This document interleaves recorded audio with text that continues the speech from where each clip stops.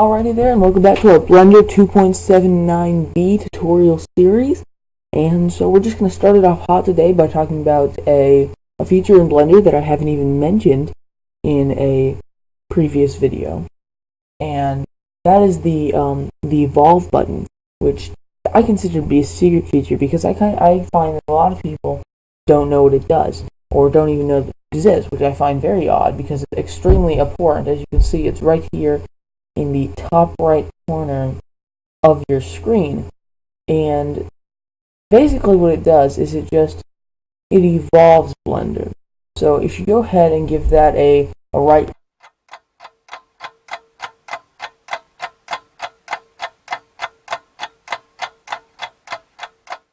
Whoa!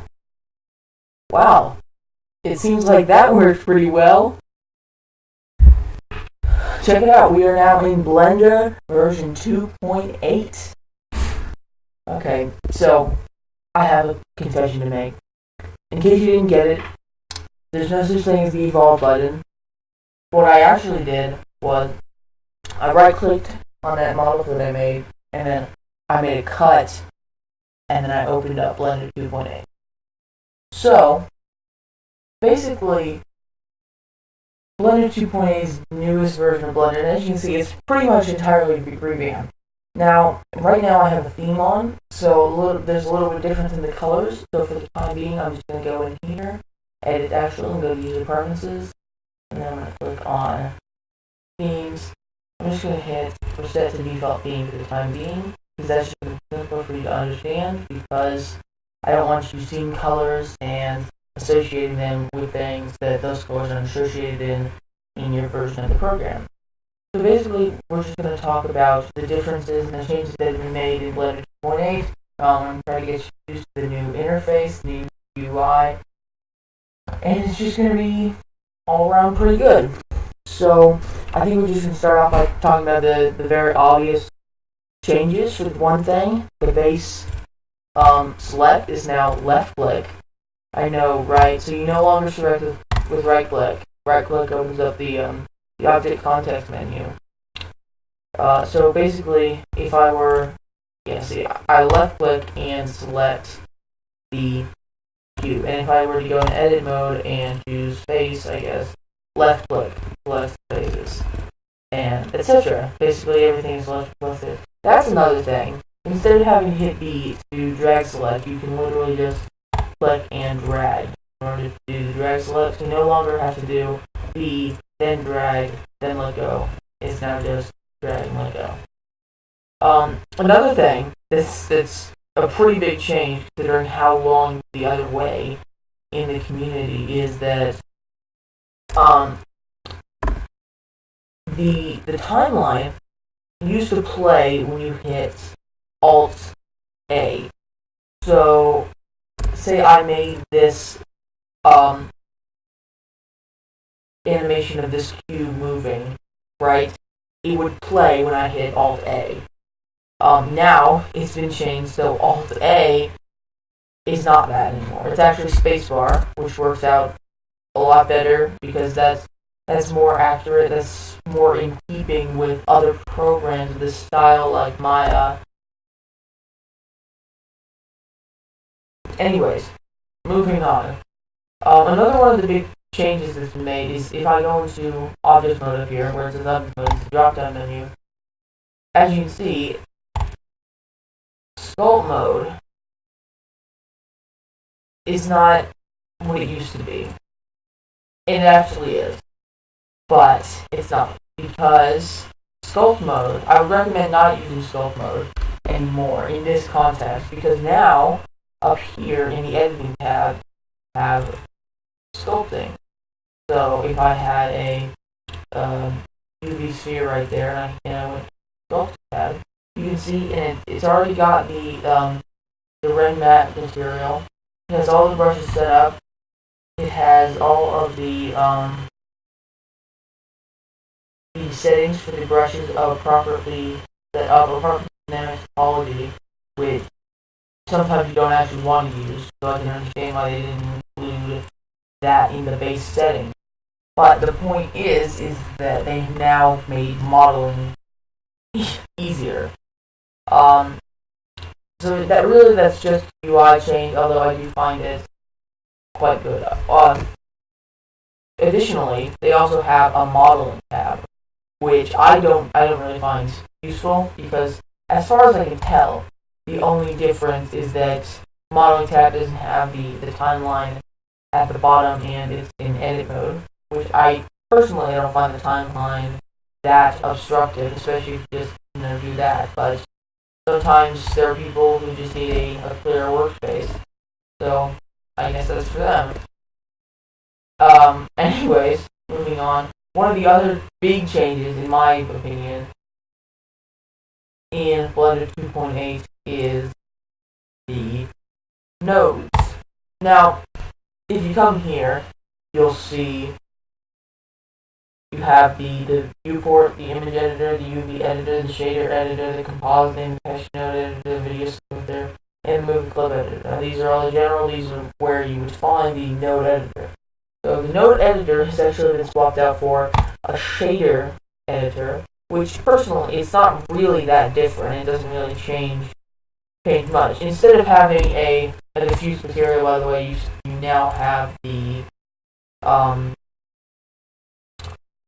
principal shader, which can be used to just change this to your parts content quite a bit earlier. You don't have to, if sometimes you have to do more complicated materials, but if you don't need to, say you just need to do sort of, metallic gray color, you can always do it in this kind of thing instead of having to go through the whole process where you do mixed shaders and diffuse shaders and glossy shaders and all of that. Also, very minor change, although I think still worth mentioning, is they're straight. They are no longer curved, which I do actually dislike because I found it easier to organize your workplace when you had curved ones, because then you could have, say, that, and then you could also have a shader right there and it wouldn't be intersecting that shader. But that's really just a personal nitpick instead of a complaint. Moving on, one of the really big things, instead of my shader big thing, is the Eevee engine. So Eevee is a real-time rendering engine. So if you don't know what that means, I'm just going to go ahead and create a little shader here. I don't know what it's just going to be, say, okay, it's going to be a green effect. So right now this is green and it's in rendered mode. So this is material, this is rendered. So for one thing, it's moving a lot quicker than it would do in Blender Render or Cycles Render. And that's because it's real-time rendering. So basically, it's taking everything that's involved in rendering and condensing it down so it doesn't cause much lag in your computer as you would expect it to.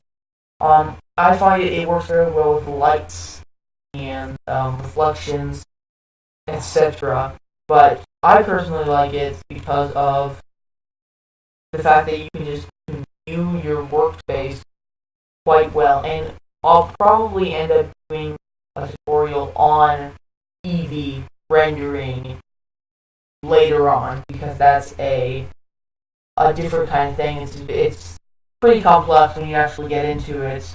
But anyways, I just wanted to do that to show you the difference between, say, Eevee and if I were to change this Cycles when it's shaded. And you can see that it's doing that. It's very laggy. It's a lot laggier. I'm sure you can probably hear my computer's fans revving up. And the material shading is set to Eevee, just so you guys know. But yes, if that's really the difference between Cycles and Eevee there. Eevee just does everything smarter and faster and, in my opinion, cooler. And I know that's just my opinion, but, I am the one making the choice. Just saying. Anyways, moving on to this. You probably noticed this a second ago when I was messing around with shaders, but it is no longer up here. So you no longer have to scroll through here being like, wait, where was that again? It's all right here, it's all very clear. It's also separated by, like rendering stuff, world stuff, and object stuff. So everything below object is related to this object specifically, which is why you can see this little gap there between the two. So as you can see, you've got your object settings, your object constraints, your modifiers, your vertex groups, your materials, your textures, your particles. That's what it was. Can't believe I forgot that. And your physics, all in one place. There are a few other smaller changes to Blender. One of the things that I can think off the top of my head is the way that rendering works now.